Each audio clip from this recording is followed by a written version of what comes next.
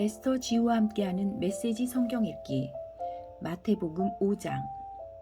예수께서 자신의 사역으로 인해 큰 무리가 몰려드는 것을 보시고 산에 올라가셨다.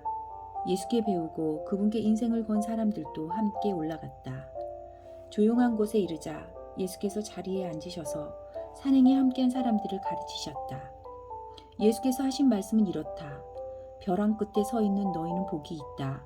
너희가 작아질수록 하나님과 그분의 다스림은 커진다. 가장 소중한 것을 잃었다고 느끼는 너희는 복이 있다. 그때에야 너희는 가장 소중한 분의 품에 안길 수 있다. 더도 말고 덜도 말고 자신의 모습 그대로 만족하는 너희는 복이 있다. 그때 너희는 돈으로 살 수 없는 모든 것의 당당한 주인이 된다. 하나님께 입맛이 당기는 너희는 복이 있다. 그분은 너희 평생에 맛볼 최고의 음료이고 음식이다. 남을 돌보는 너희는 복이 있다. 그렇게 정성 들여 돌보는 순간에 너희도 돌봄을 받는다. 내면 세계, 곧 마음과 생각이 올바른 너희는 복이 있다. 그때에야 너희는 바깥 세상에서 하나님을 볼 수 있다. 경쟁하다가 다투는 대신에 협력하는 모습을 보여주는 너희는 복이 있다. 그때 너희는 진정 자신이 누구이며 하나님의 집에서 자신의 자리가 어디인지 알게 된다. 하나님께 헌신했기 때문에 박해를 받는 너희는 복이 있다. 그 박해로 인해 너희는 하나님 나라에 더 깊이 들어가게 된다. 그뿐 아니다. 사람들이 내 평판을 떨어뜨리려고 너희를 깔보거나 내쫓거나 너희에 대해 거짓을 말할 때마다 너희는 복을 받은 줄로 알아라. 그들이 그렇게 하는 이유는 진리가 너무 가까이 있어서 그들이 불편을 느끼기 때문이다. 그런 일이 일어날 때 너희는 기뻐해도 좋다. 아예 만세를 불러도 좋다.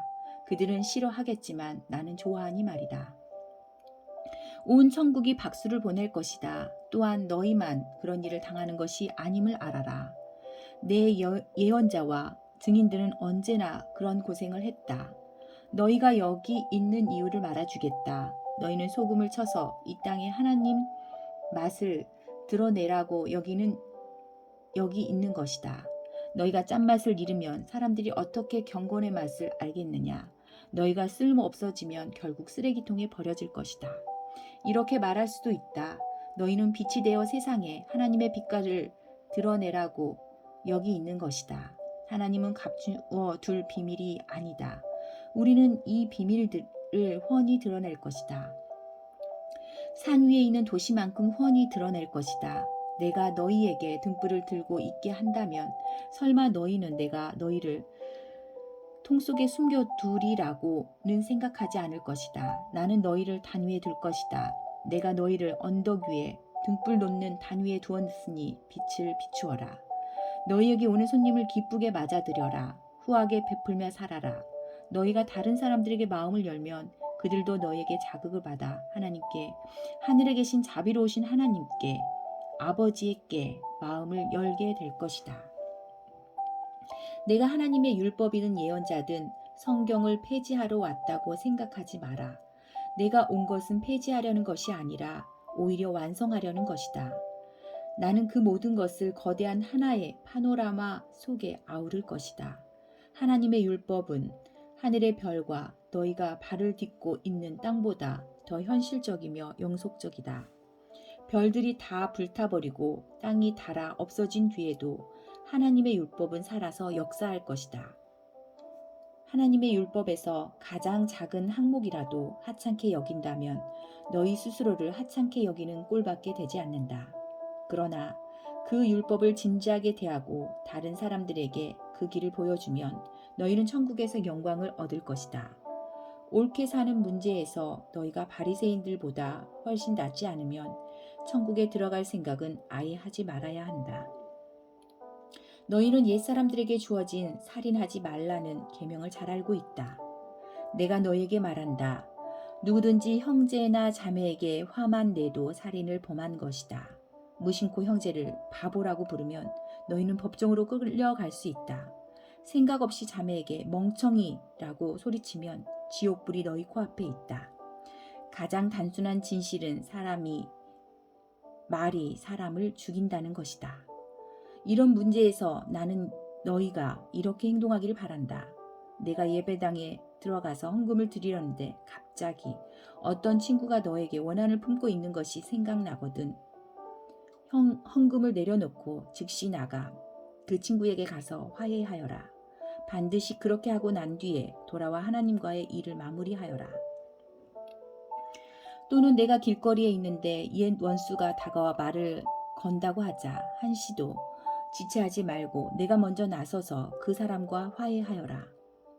그의 이력을 보건대 그 사람이 선수를 치게 두면 너는 결국 법정에 서게 될 것이고 어쩌면 감옥에 갈지도 모른다. 그렇게 되면 너는 엄청난 벌금을 물지 않고는 거기서 나오지 못할 것이다.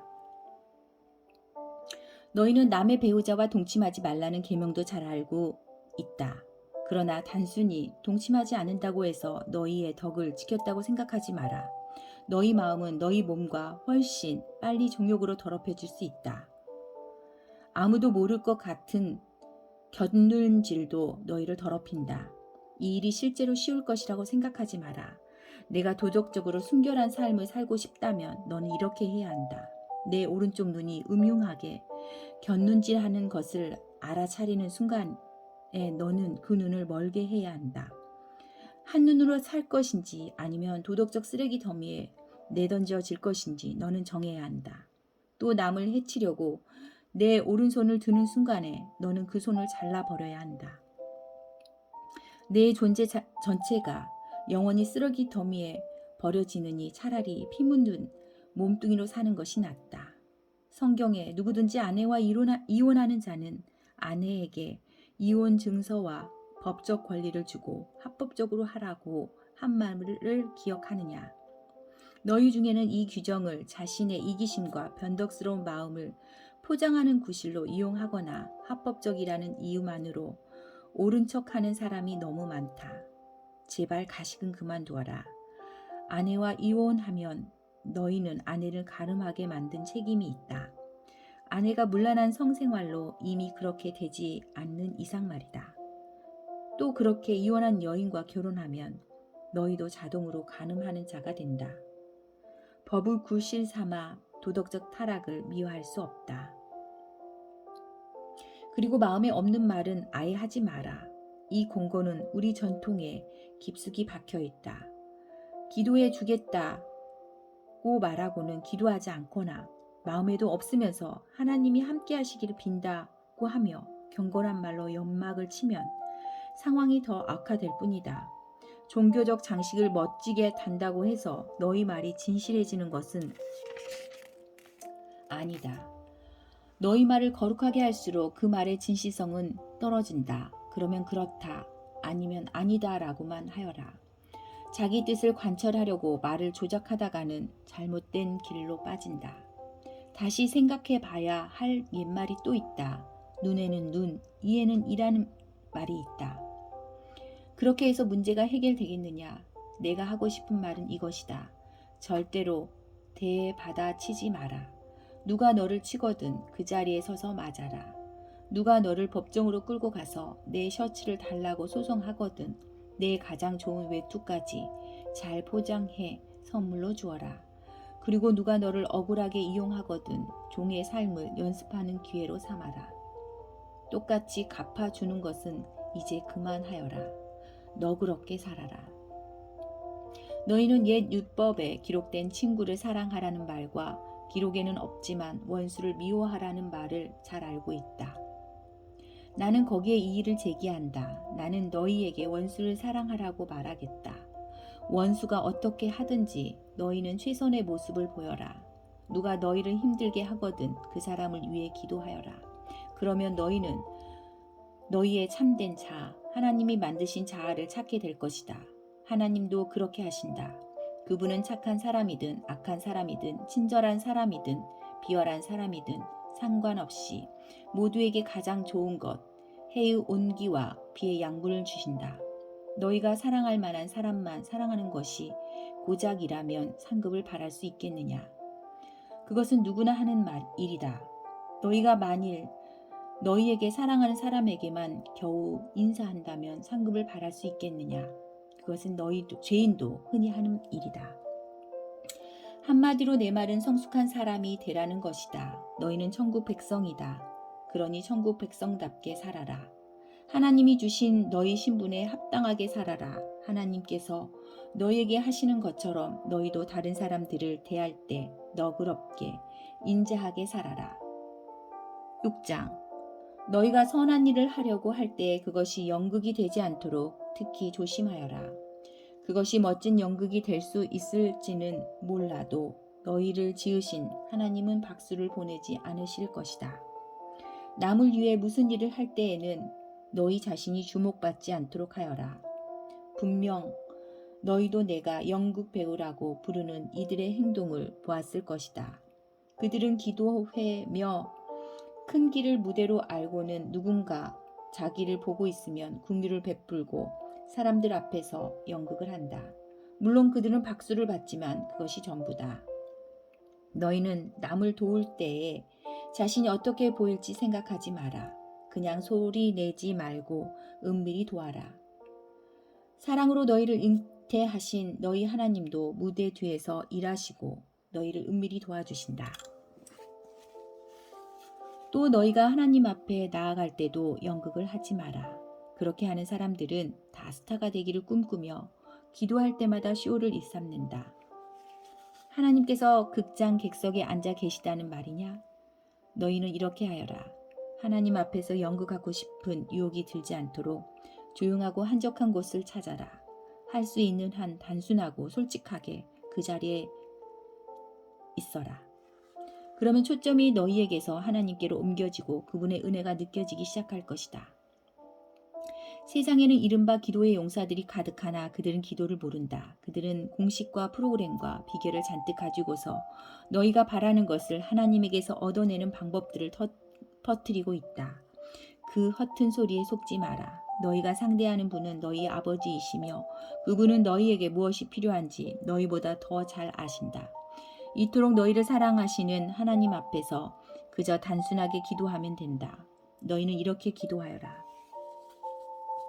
하늘에 계신 우리 아버지가 어떤 분이신지 드러내소서. 세상을 바로잡아 주시고 하늘에서처럼 땅에서도 가장 선한 것을 행하소서. 든든한 새끼 식사로 우리가 살아가게 하소서. 아버지께 용서받는 우리가 다른 사람들을 용서하게 하소서. 우리를 우리 자신에게서와 마귀에게서 안전하게 지켜주소서. 아버지께는 그럴 권한이 있습니다. 원하시면 무엇이든 하실 수 있습니다. 영광으로 빛나시는 아버지, 예, 그렇습니다. 기도에는 하나님이 하시는 일과 너희가 하는 일이 연결되어 있다. 예를 들어 너희가 다른 사람들을 용서하지 않고는 하나님의 용서를 받을 수 없다. 너희가 자기 몫을 다하지 않으면 하나님께서 너희에게 주실 몫을 너희 스스로 차단하는 셈이 된다. 하나님께 더 집중하려고 식욕을 절제하는 훈련을 할 때에는 요란하게 하지 마라. 그렇게 하면 조금은 유명해질지 모르나 거룩한 사람으로 변화될 수는 없다. 너희가 내면의 훈련에 들어가려거든 겉으로는 평소처럼 행동하여라. 머리를 감아 단정하게 빗고 양치질을 하고 세수를 하여라. 관심을 끌려는 수법은 하나님께는 필요 없다. 그분은 너희가 하고 있는 일을 그냥 지나치지 않으시고 두둑히 보상해 주신다. 보물을 여기 땅에 쌓아두지 마라. 여기에 두면 좀먹고 녹슬고 심한 경우에는 도둑까지 맞는다. 보물은 하늘에 차곡차곡 쌓아두어라. 거기는 좀이나 도둑도 없는 안전한 곳이다. 너희는 너희 보물이 있는 곳에 가장 있고 싶어 할 텐데 결국 그렇게 될 것이다. 그것이 당연하지 않겠느냐. 너희 눈은 너희 몸의 창문이다. 내가 경의와 믿음으로 눈을 크게 뜨면 내 몸은 빛으로 가득해진다. 내가 탐욕과 불신으로 곁눈질하고 살면 내 몸은 음습한 지하실이 된다. 내 창에 블라인드를 치면 내 삶은 얼마나 어두워지겠느냐. 너희는 한꺼번에 두 신을 예배할 수 없다. 결국 한 신은 사랑하고 다른 신은 미워하게 될 것이다. 한쪽을 사모하면 다른 쪽은 업신 여기게 마련이다. 너희는 하나님과 돈을 둘 다 예배할 수 없다. 너희가 하나님께만 예배하는 삶을 살기로 결심하면 식사 때 식탁에 무엇이 오르고 옷장에 있는 옷들이 유행에 맞는지 따위로 안달하며 설치지 않게 된다. 너희 삶을 뱃속에 넣는 음식이 전부가 아니며 너희의 겉모습도 몸에 걸치는 옷이 전부가 아니다. 새들을 보아라. 얽매일 것 없이 자유롭고 업무에 속박되지 않으며 하나님이 돌보시니 염려가 없다. 그분께 너희는 새들보다 훨씬 더 중요하다. 거울 앞에서 설친다고 해서 키가 단 1cm라도 커진 사람이 있더냐? 유행을 따르느니 버린 돈과 시간이 그토록 많지만 그렇다고 크게 달라지는 것 같더냐?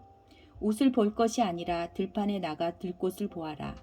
들꽃은 절대로 치장하거나 옷을 사들이는 법이 없지만 너희는 여태 그런 색깔이나 디자인을 본 적이 있느냐? 이 나라의 남녀 베스트 드레서 10명이라도 그 옆에 서면 초라해 보인다.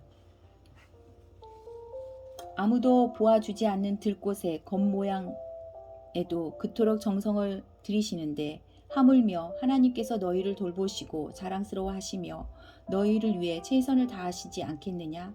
나는 지금 너희로 여유를 갖게 하려는 것이며 손에 넣는데 온통 전신을 빼앗기지 않게 해서 베푸시는 하나님께 반응하도록 하려는 것이다. 하나님과 그분의 일하시는 방식을 모르는 사람은 그런 일로 안달하지만 너희는 하나님을 알고 그분의 일하시는 방식도 안다. 너희는 하나님이 실체가 되시고 하나님이 주도하시며 하나님이 공급하시는 삶에 흠뻑 젖어 살아라. 뭔가 놓칠까봐 걱정하지 마라. 너희 매일의 삶에 필요한 것은 모두 채워주실 것이다. 하나님께서 바로 지금 하고 계신 일에 온전히 집중하여라. 내일 있을지 없을지도 모르는 일로 동의하지 마라. 어떠한 어려운 일이 닥쳐도 막상 그때가 되면 하나님께서 감당할 힘을 주실 것이다. 7장 사람들의 흠을 들추어내거나 실패를 꼬집거나 잘못을 비난하지 마라. 너희도 똑같은 대우를 받고 싶지 않거든 말이다. 비판하는 마음은 부메랑이 되어 너희에게 되돌아올 것이다. 내 이웃의 얼굴에 묻은 얼룩은 보면서 자칫 내 얼굴에 추한 비웃음은 그냥 지나치기 쉽다. 내 얼굴이 멸시로 일그러져 있는데 어떻게 뻔뻔스럽게 내가 내 얼굴을 씻어 주겠다고 하겠느냐. 이 또한 동네방네에 쇼를 하겠다는 사고방식이며 자기 역할에 충실하기보다는 남보다 거룩한 척 연기를 하는 것이다. 내 얼굴에 추한 비웃음부터 닦아내라. 그러면 내 이웃에게 수건을 건네줄 만한 사람이 될지도 모른다. 거룩한 것으로 장난치지 마라. 농담과 바보짓은 하나님께 영광이 되지 않는다. 거룩한 신비를 한갓 슬로건으로 격화시키지 마라. 시대를 따라가려다가 너희는 오히려 약아져서 불경스러운 사태를 부를 뿐이다. 하나님과 흥정하지 마라. 솔직하게 말씀드려라. 필요한 것을 구하여라. 우리는 쫓고 쫓기는 게임이나 숨바꼭질하고 있는 것이 아니다. 너희 아이가 빵을 달라고 하는데 톱밥을 주면서 아이를 속이겠느냐. 아이가 생선을 달라고 하는데 살아있는 뱀을 접시에 담아 아이에게 겁을 주겠느냐. 너희가 아무리 약해도 그런 생각은 하지 않을 것이다. 너희도 자기 자식에게는 최소한의 예의를 지킨다. 그렇다면 너희를 사랑으로 잉태하신 하나님은 그보다 훨씬 낫지 않겠느냐. 여기 간단하지만 유용한 행동 지침이 있다. 사람들이 너희에게 무엇을 해주면 좋겠는지 자문해 보아라. 그리고 너희가 먼저 그들에게 그것을 해주어라. 하나님의 율법과 예언자들의 설교를 다 합한 결론이 이것이다. 하나님께 이르는 지름길을 찾지 마라. 세상에는 여가 시간을 활용하는 것만으로도 성공하는 인생에 이를 수 있다고 말하는 쉽고도 확실한 곡식들이 넘쳐난다. 대다수 사람들이 그런 말에 속겠지만 너희는 속지 마라. 생명 곧 하나님께 이르는 길은 정신을 바짝 차려야 갈 수 있는 힘든 길이다. 억지로 진실한 표정을 지으며 해프게 웃어대는 거짓 설교자들을 조심하여라. 그들은 이래저래 너희를 벗겨 먹으려는 수가 많다. 카리스마에 감동할 것이 아니라 성품을 보아라. 중요한 것은 설교자들의 말이 아니라 그들의 됨됨이다. 참된 지도자는 절대로 너희 감정이나 지갑을 착취하지 않는다. 썩은 사과가 열린 병든 나무는 찍혀서 불살라질 것이다. 암호를 정확히 안다고 해서 예컨대 주님 한다고 해서 너희가 나 있는 곳 어디든지 올 수 있는 것은 아니다. 정말 필요한 것은 진지한 순종이다. 내 아버지의 뜻대로 행하는 것이다. 벌써부터 내 눈에 훤히 보인다. 최후 심판날에 많은 사람들이 거들먹거리며 내게 와서 이렇게 말할 것이다. 주님, 우리는 메시지를 전했고 귀신을 혼내 주었으니 하나님이 후원해 주신 우리 사업은 모든 사람들의 입에 오르내렸습니다. 그때 내가 뭐라고 말할지 아느냐? 이미 때는 늦었다. 너희가 한 일이라고는 나를 이용해 유력한 자가 된 것뿐이다. 너희에게는 나를 감동시키는 구석이 하나도 없다. 여기서 나가라. 내가 너희에게 하는 이 말은 너희 삶에 덧붙이는 장식이나 너희 생활 수준을 높여주는 리모델링 같은 것이 아니다. 내 말은 주춧돌과도 같아서 너희는 내 말 위에 인생을 지어야 한다. 너희가 내 말을 너희 삶으로 실천하면 너희는 든든한 바위 위에 집을 짓는 현명한 목수와 같다. 비가 퍼붓고 강물이 넘치고 돌풍이 쳐도 그 집은 끄떡없다. 바위 위에 꼿꼿이 서 있다. 그러나 너희가 내 말을 성경 공부 때만 사용하고 삶으로 실천하지 않으면 너희는 모래사장에 집을 짓는 미련한 목수와 같다. 폭풍이 몰아치고 파도가 거세지자 그 집은 맥없이 무너지고 말았다. 예수께서 말씀을 마치시자 무리에게서 박수가 터져나왔다. 그들은 한 번도 이런 가르침을 들어본 적이 없었다. 예수께서 자기가 말한 그대로 살고 있음이 분명했는데 이는 그들의 교사들과는 아주 대조적이었다. 이것이야말로 그들이 여태까지 들어본 것 중 최고의 가르침이었다. 8장 무리의 환호 소리가 아직도 귀에 쟁쟁한데 예수께서 산에서 내려오셨다. 그때 한 나병 환자가 다가와 예수 앞에 무릎을 꿇고 간청했다. 주님, 원하시면 제 몸을 고쳐주실 수 있습니다. 예수께서 손을 내밀어 그에게 대며 말씀하셨다. 내가 원한다. 깨끗하게 되어라. 그러자 그 즉시 나병의 모든 증상이 깨끗이 사라졌다. 예수께서 말씀하셨다. 온 동네에 말하고 다니지 마라. 하나님께 합당한 감사의 표시를 가지고 제사장에게 가서 내 나은 몸을 조용히 보여라. 내 말이 아니라 깨끗해져서 감사하는 내 삶이 내가 한 일을 증거할 것이다. 예수께서 가버나움 마을에 들어가시자 로마군 지휘관 하나가 당황한 표정으로 다가와 말했다. 주님, 저의 종이 병들었습니다. 걷지도 못하고 고통이 심합니다. 예수께서 말씀하셨다. 내가 가서 고쳐주겠다. 그러자 지휘관은 이렇게 말했다. 아닙니다. 그렇게 수고하실 것 없습니다. 그저 명령만 내리시면 저의 종이 낫겠습니다. 저도 명령을 받기도 하고 내리기도 하는 사람입니다. 제가 한 병사에게 가라 하고 하면 가고 다른 병사에게 오라 하고 하면 옵니다. 그리고 저의 종에게 이것을 하라고 하면 합니다. 예수께서 크게 놀라시며 말씀하셨다. 하나님을 알고 그분이 일하시는 방식을 훤히 알아야 마땅한 이스라엘 백성 중에서도 이렇게 단순한 믿음은 아직 보지 못했다. 이 사람은 머지않아 사방에서 모여들 많은 이방인들의 선봉이다. 그들은 동쪽에서 흘러들고 서쪽에서 쏟아져 들어와 아브라함, 이삭, 야곱과 함께 하나님 나라의 잔치상에 앉을 것이다.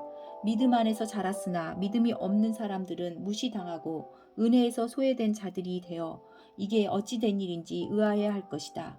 예수께서 지휘관을 보시며 말씀하셨다. 가거라. 내가 믿는 그대로 되었다. 그 순간에 그의 종이 나았다. 일행은 베드로의 집 앞에 와 있었다. 예수께서 그 집에 들어가시니 베드로의 장모가 몸져 누웠는데 열이 불덩이 같았다. 예수께서 그녀의 손을 만지자 열이 떨어졌다. 그녀는 곧 기운을 차리고 일어나 그분을 위해 저녁을 준비했다. 그날 저녁 사람들이 귀신 들려 괴로워하는 많은 사람들을 예수께 데려왔다. 예수께서는 마음에 고통당하는 사람들을 구해주셨다. 몸이 아픈 사람들을 고쳐주셨다. 예수께서 이사야의 유명한 설교를 성취하신 것이다. 그가 우리의 아픔을 당하셨고 우리의 질병을 짊어지셨다. 예수께서 호기심에 찬 무리가 점점 늘어나는 것을 보시고 제자들에게 그곳을 벗어나 호수 건너편으로 가자고 말씀하셨다. 그들이 떠나려는데 한 종교학자가 자기도 함께 가도 되는지 물었다. 그는 어디든지 주님과 함께 가겠습니다 하고 말했다. 예수께서 잘라 말씀하셨다. 고생할 각오가 되어 있느냐? 너도 알다시피 우리가 묵는 곳은 인류 호텔이 아니다. 예수를 따르던 또 다른 사람이 말했다. 주님 부디 며칠 말미를 주십시오. 아버지 장례를 치러야 합니다. 예수께서 거절하셨다. 중요한 일이 먼저다. 내 본분은 삶이지 죽음이 아니다. 나를 따라오너라. 생명을 쫓아라. 그러고 나서 예수께서 배에 오르셨고 제자들도 그분과 함께 있었다. 그러던 중에 풍랑이 무섭게 몰아쳤다. 파도가 배 안으로 들이치는데 예수께서는 곤히 주무시고 계셨다. 제자들이 다급하게 그분을 깨웠다.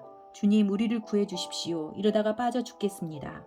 예수께서 그들을 꾸짖으셨다. 어째서 너희는 이토록 용기 없는 겁쟁이란 말이냐. 그러더니 일어나셔서 바람에게 잠잠하라. 바다에게 잔잔하라. 명령하셨다. 잠잠하여라. 바다는 고요한 호수처럼 되었다. 제자들은 깜짝 놀라서 눈을 부비었다. 이게 어찌된 일인가. 바람과 바다가 그분의 명령에 복종하다니.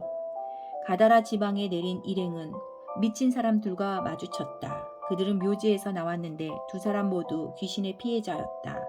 그들이 너무 오랫동안 그 지역을 공포에 몰아넣었던 터라 그 길로 다니는 것을 모두가 위험하게 생각했다. 그들이 예수를 보더니 소리질렀다. 무슨 일로 우리를 힘겹게 합니까? 당신은 하나님의 아들입니다. 당신은 아직 여기에 올 때가 아닙니다. 저만치 멀리서 돼지떼가 땅을 파헤치며 먹을 것을 찾고 있었다. 악한 귀신들이 예수께 애걸했다. 우리를 이 사람들한테서 내쫓으시려거든 돼지들 속에 들어가 살게 해주십시오. 예수께서 말씀하셨다. 좋다. 여기서 나가거라. 그러자 돼지들이 미쳐서 우르르 벼당으로 몰려가더니 바다에 빠져 죽었다.